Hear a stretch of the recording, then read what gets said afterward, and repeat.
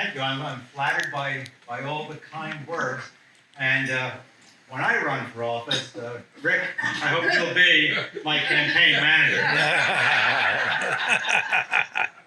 I always was interested in becoming the Pope, but it doesn't look like that's going to happen now either.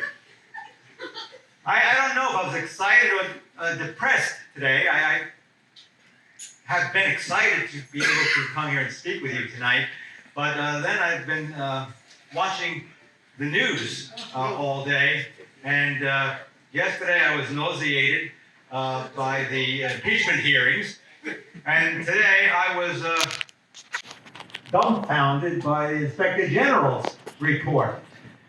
So I realize we need God more than ever right now. Yes. Let's talk about God and his role in the political life of our country. First of all, let's be clear about this. God is not some foreign invader from another world. God has been present since the very foundation of this country and prior to the foundation of this country. As a matter of fact, in the pre-revolutionary period, the churches had a great deal to say about American freedom. Some of you may have heard about the Great Awakening. The Great Awakening motivated people to demand their rights as human beings, and then to demand their independence because their rights were being abused by Great Britain. And so religion has a very important part in the founding of this country and in motivating the Declaration of Independence from Great Britain. Over the years, however, many people have come to some kind of a wrong understanding that there must be a separation of church and state. Now, I suppose legally we could say, well, yes, we don't have a state church. But that's what that means. It means we don't have a state church. What was a state church? It was the Church of England. And that was settled also prior to the Revolutionary War, because the churches in New England, especially the Calvinist tradition and the Baptist tradition, made sure that the British Church, the Church of England, did not gain control over the colonies. Religion is a way of gaining control over people, if it is used the right way. If it's used the right way. So let's talk tonight about using religion in the right way. First of all, let's put that baby to bed, separation of church and state. Church has a right, as a matter of fact, an obligation to insert itself in the secular order. Yes. Bishop Sheen said this very, very well. He said if the church does not inform the secular order will inform the church. And that's what's happening now. A lot of our churches are being informed by the secular order. What do I mean by that? They are no longer finding their values in God and in the gospel. Where are they finding their values? In what is politically correct.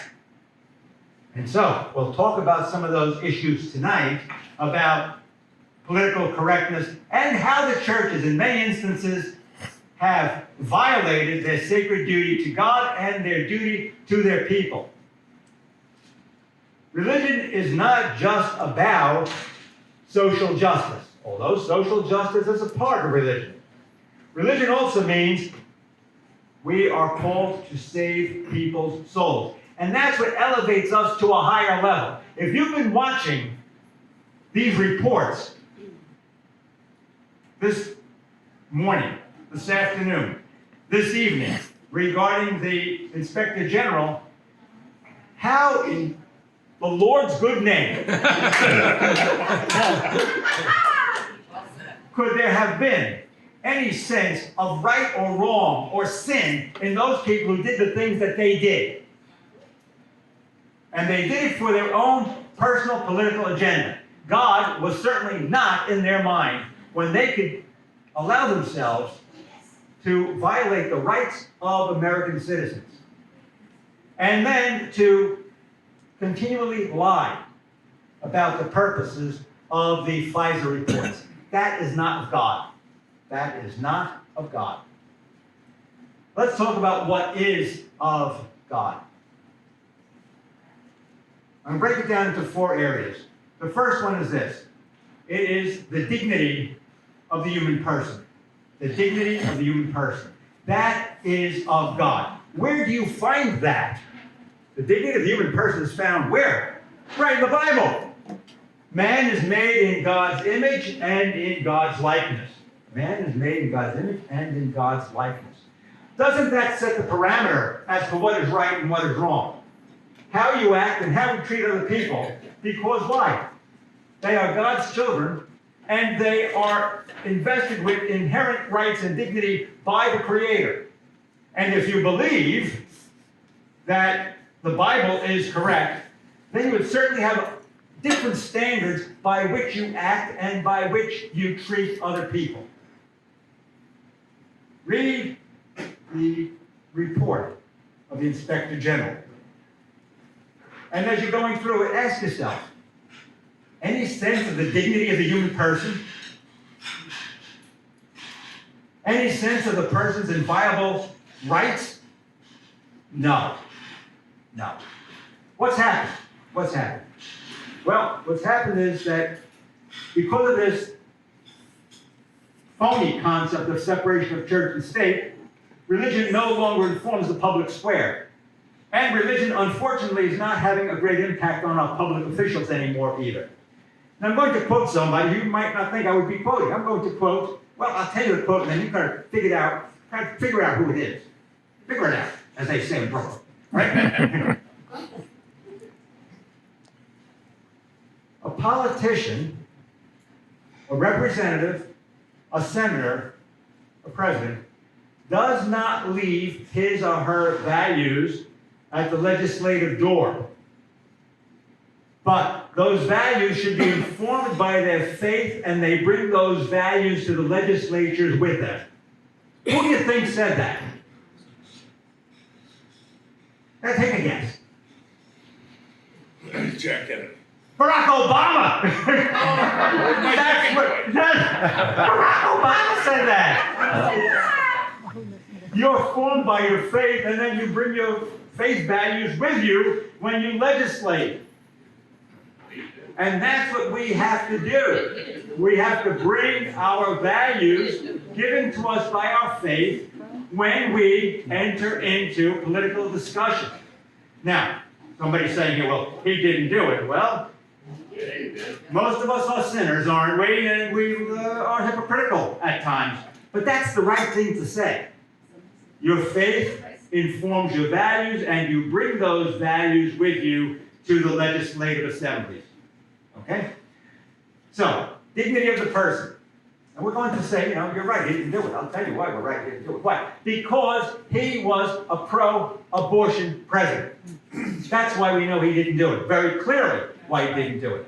As a matter of fact, he was one of those who voted for and invited other people to become part of partial birth abortion being permitted. Even up until the time the child was leaving the mother's womb, that the child could be killed. Now, where were his faith values? With Reverend Wright? Now, let me tell you this. And I have to admire the black churches for this. I do have to admire them for this. They've never fallen into the trap of not saying anything that might be deemed political.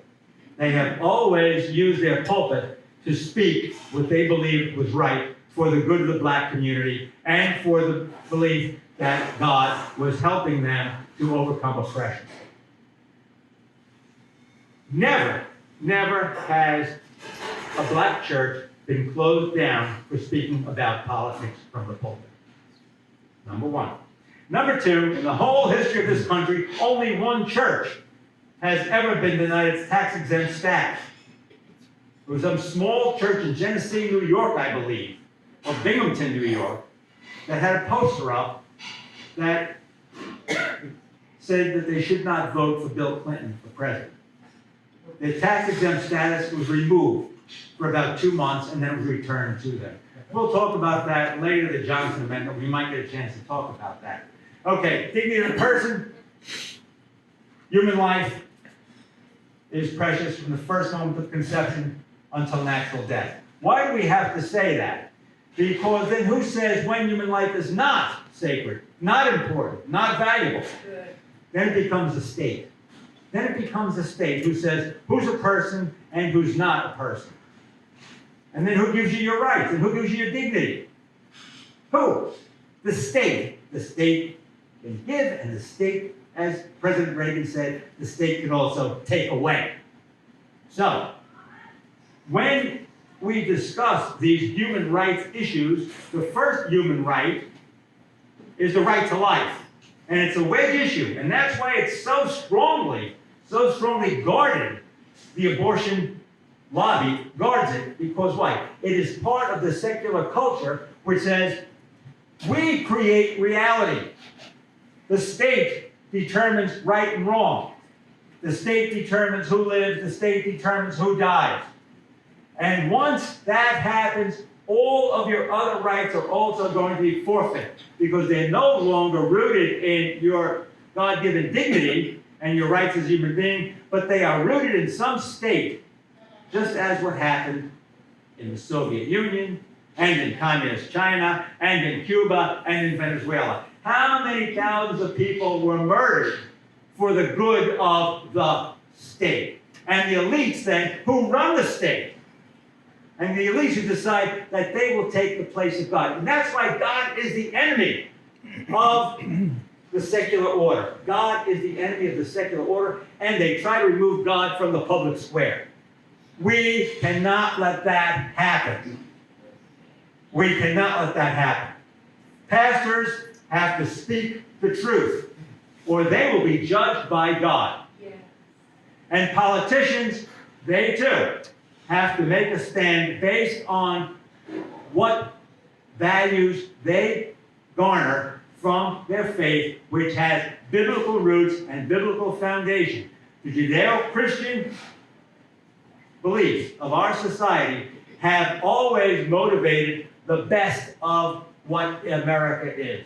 And once we start to believe that we can't talk about God, my values have to be judged by some the way common good. Common good. Common good means that we act for the good of all. It doesn't mean that we are selfish individuals. Doesn't mean we're selfish individuals. I'm going to say something that some of you might consider yourselves to be libertarians. Christians are not libertarian. Let me be clear about that. Libertarian means it's all about me. I do whatever I want to do. As long as I don't bother you, you don't bother me, and we'll be happy. No, we won't. No, we won't. You see the flag we have? It's one flag. There are 50 stars. It's the common good. It's all of us work together for the common good. Sometimes the individual has to take a back seat to the common good. What do I mean by that? Well, it just takes some things that we maybe don't even think about anymore. Common good. Let's go back maybe to the military situation back in World War II, Korea, Vietnam. What do? We needed soldiers and people got drafted. Okay, that's the common good. We needed people to fight for America and for our freedom. And so there's a draft. And so the common good takes precedence over the individual. Even the individual said, look, I don't want to go. I'm afraid. I'm not a fighter. I don't believe in it. Yeah, well, you don't believe in it, you're going to go to jail. That's the common good. Or else you'd be a conscientious objector and maybe do something else, but you still had to work for the common good. I'll give you another example. You ever heard of eminent domain? Eminent domain? Yeah, sure you have. Eminent domain means that if the state has a need for a piece of property, and it happens to be your property, well, the state has a right to take that property. They have to have good reason to take the property. They have to give you a fair price for the property. But if you say to them, I'm not going to sell you my property, although your property sat in the middle of I-75, the state was going to take your property. And the state has a right to take that property, okay? That's what we mean by the common good. A lot of people forget about the common good these days, and they say to us, well, we're free, and we can do whatever we want to do. And that's not true. There are rules and regulations. And the rules and regulations, they have to be obeyed. Let's just take a silly one, but not too silly. Suppose you decide you're going to do 110 miles an hour on I-75. Can you do that? Yeah, go ahead and try it. Right? You're going to get a ticket like you'll never forget. You're going to go to jail. All right? Because why? It's dangerous. You'll hurt other people. And so that's where you can't do whatever you want. And that's what the common good is all about. And we have to learn how to sacrifice for the common good. There have to be sacrifices for the common good. And it's always an amazing thing when you meet vets that have served in different wars. You talk about the sacrifices they made. The sacrifice they made. That we could be here in this country today as free human beings. Boy, you get choked up. You know what the common good is all about. And go and watch some of these events where the vets are there, who've had their limbs blown off. And then you'll know what sacrifice is for the common good. Common good is extremely important. Every politician, when they consider legislation, they must be concerned about the common good. Next area is subsidiarity. What does subsidiarity mean? It means it begins on the lowest level. Society begins on the lowest level as we try to construct a good society and a good citizenship. What about that? The basic building block of society is the family. Family is the basic building block of society. It is a little country unto itself. You know, parents rule the family. The kids, you know, they provide entertainment for the family. Right? But that's where the power base begins. And family has rights and rules and obligations to raise good citizens. And to raise their children to be good citizens. They have an obligation to raise their children to be good citizens without the interference of the state, as long as they are taking care of the needs of their children. And that goes especially for education. After the family, the basic place where children are educated and socialized, and perhaps even learning their academic lessons at home for homeschoolers. But then the next step is the school. The next step is the school. And they should be community-controlled schools. That's why you have PTAs and PTOs. And that's why you elect people to those school boards. Be careful who you elect to the school boards. And it's one of the most important things that we can do. Sometimes people think, well, the most important thing I can do is vote for the President of the United States. Well, yes, next time around, make sure you vote for the President of the United States. But it's on those school boards, because that's where these children are learning their lessons, and it's unfortunately where these children are being indoctrinated.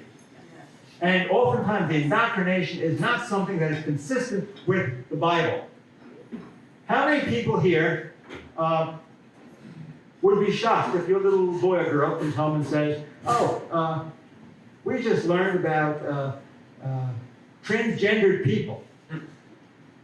And you know that Johnny has 2 mommies, and that it's okay if a boy likes a boy and a girl likes a girl, and they want to get married.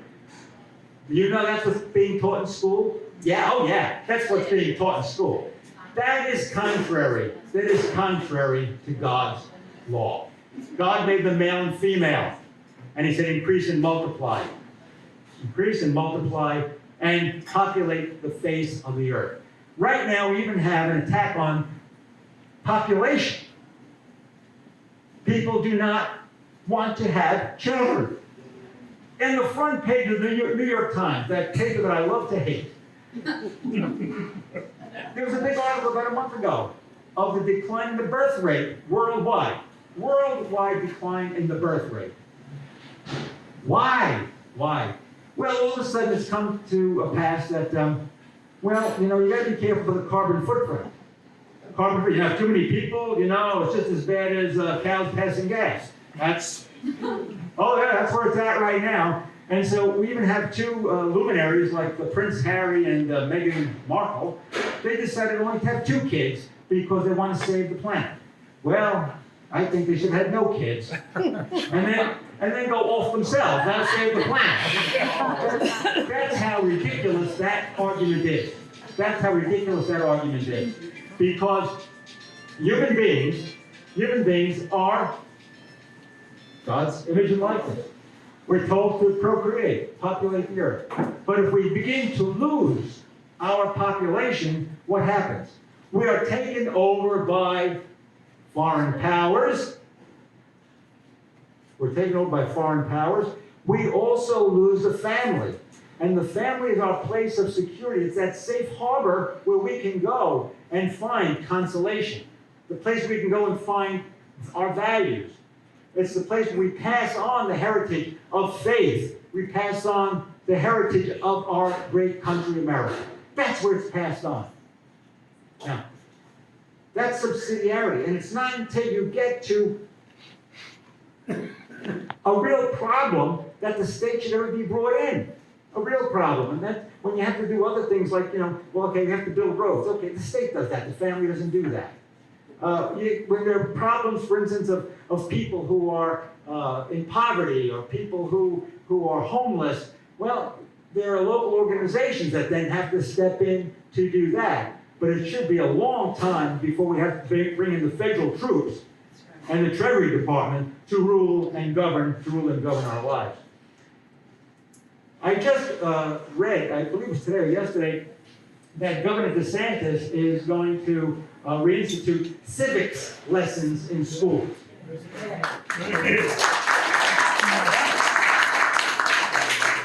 This is a fantastic thing. I mean, even I have to talk about it and say it's fantastic.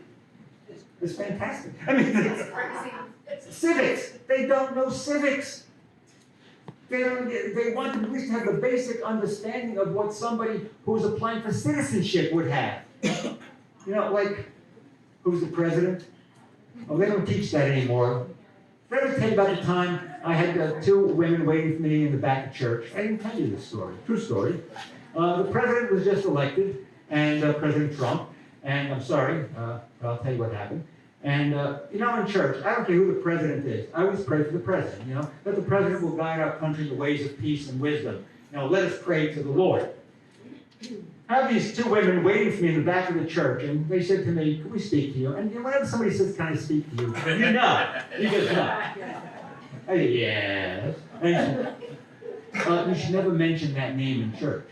It traumatizes children. I said, "What name?" Trump. It traumatizes children.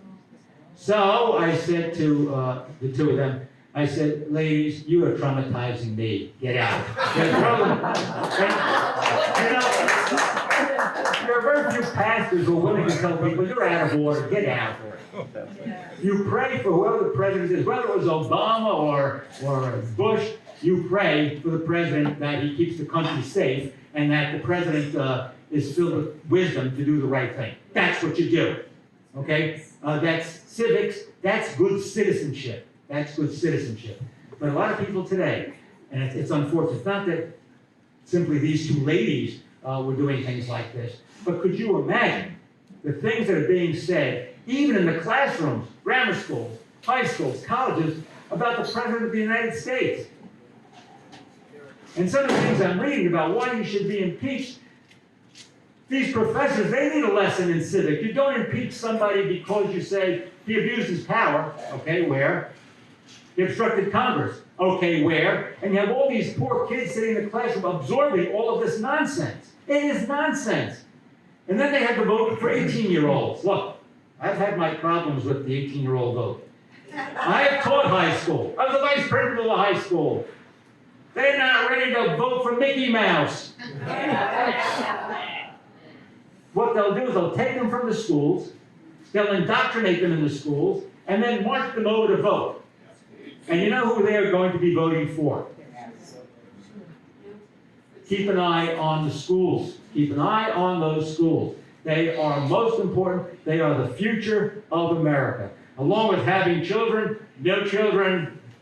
no America. Or else there will be other populations that will come in and will have the children.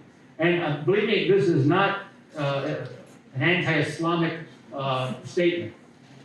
We have right now in the country, 2% of our population is Muslim. The Muslims have children. Okay, that's part of their belief. They have children. So if the current population of our country, Anglo and even Hispanic, stop having children, well, a generation or two from now, we will have a large number of our population being Muslim and bringing to this country Muslim values and the Quran and Sharia law. Mark my words. I don't think I'll be here to see it, but your children's children will be able to see that. Okay? Now, the last one is solidarity. Solidarity. Solidarity means we stick together. All right, we stick together. You don't hear a lot about sticking together anymore, do we? We talked about that at the beginning, you know, this libertarianism, I do my own thing. But sticking together means that I take pride in my country. I take pride in my country. I know what George Washington did. I know what the founders said and did. You read that declaration, and you have to be inspired by Jefferson. Read the Bill of Rights. What a fantastic document that Madison put together to guarantee our rights. Back together again. Read the second inaugural, what he said, to heal the wounds. To heal the wounds of the Civil War. A couple of weeks ago, I was talking in church about impeachment. See, it's a bad thing for the country. It's not a good thing for the country. Anybody that says, oh, this is wonderful, we'll finally get rid of Trump. Let me tell you something. What it does to civil discourse is unbelievable. People are at each other's throats. People are saying vulgar, disgusting things. Listen to the language of some of the politicians, what they're saying. It's not a good thing. And I asked people, I said, we have to pray for this country, to put the country back together again, because impeachment divides the country. And I said this, I talked about the different times we've had impeachment in this country. We talked just briefly about Andrew Johnson. Thank God it was by one vote that he was not impeached. One vote in the Senate, he was not impeached. It was the Tenure of Office Act. He was basically, he was not limited to his tenure. He was not a great guy. All right? He wasn't a great guy. The Republicans wanted him out. Tenure of office meant he couldn't remove anybody from the cabinet. And they just pushed that bill through so they could stick him with a cabinet that he wasn't comfortable with. He had a right to make a change in the cabinet. So he remained in office. The second impeachment was, it was Bill Clinton. A lot of people thought that he was not impeached. Let's be clear, he was not impeached. Nixon resigned before impeachment. And I said this, one of the things that people forget, but those of us who lived through it, we will remember how divided this country was. Terribly divided. And who came along? Gerald Ford. Gerald Ford. And I said to the people, he's going to go down in history someday when it's revised, rewritten, as a great president. You know why? He pardoned Nixon. He pardoned Nixon, and that ended that ended the nightmare that the country was going through. And to think of the embarrassment of having the President of the United States in jail. Got some stupid letters from some stupid people. Oh, he's talking politics in church. Yeah, Gerald Ford's a good man because he stopped the divisiveness in the country. That's when people, think that they're going to mau-mau us. I don't think they use that term mau-mau anymore. They're going to, they're going to in some way try to, they're going to dox us. They put our name out there, to harass us, to boycott us. They try to eliminate us. They have it on the internet now. They're going to cancel you. As soon as you say something they don't like, they're going to cancel you because you're not politically correct. And then even Chick-fil-A gave in because they were giving money to the Salvation Army. I mean, could you believe this? The Salvation Army, right? And Chick-fil-A backed down because they were being boycotted. They were being boycotted. And my own university, Fordham University, stopped Chick-fil-A from opening up on campus because why? Well, because they were against gay marriage. That's a Catholic school. That's a Catholic school. And whenever I'm invited now to the president's luncheon, to the law school luncheon, I don't go anymore. And they're not getting left 1 cent in my will. Not that it would make that much of a difference, believe me, but they're not getting it anyway. Right, so this is what happens now, whenever somebody speaks out for the right things, God's law, that the same-sex marriage is a contradiction of God's law. It's a contradiction of God's law. Whenever people speak out about that, they're bad. Now they're bad people, and they have to be punished. And a lot of people fold. A lot of people fold. And people that fold, the pastors have folded a long time ago. And then they ask us why people aren't going to church. I saw the numbers. There's a lot of people called nuns now, not N-U-N-S. Nuns, N-O-N-E-S. No religion. You know why? They're getting fed pablum in church. What they're getting is the best of the Hallmark Channel. That's what they're getting. And instead of learning the transcendent truths that come to us from the natural law and from supernatural revelation, they're simply parroting the politically correct dogmas of the day. Solidarity means we have to stick together as a country, gathered around the Constitution. And I'd like to see how anybody can defend the Constitution with what is going on in Washington right now with these impeachment hearings. That is not what impeachment is all about. It's disgraceful. And we have to stick together as people bound by the Judeo-Christian culture. Our foundation, as I said at the beginning, is rooted in the Bible. And without that Bible, we lose our compass, we lose our course. And I'm afraid that's the direction that at least half the country is going in right now. So what are we going to do? What are we going to do to change course, put things back on the right track? It's not impossible, but it's going to take a lot of courage. It's going to take a lot of money, and it's going to take a lot of praying. So courage. Speak the truth. Get up and open your mouth. You're going to get beat up. Believe me, I have some scars. More than some. You're going to get beat up. Number 2, if you have money, donate to a candidate that you think you can trust. That you say, yeah, this person has the right values. This person doesn't speak with forked tongue. Can I say that anymore, or is that politically incorrect? And number 3, go to church and pray. Our churches are emptying out. I was talking to my sister just a little while ago. She lives up in New Jersey. She said to me, she says, the churches are emptying out. And I said to her, we're doing pretty good down here.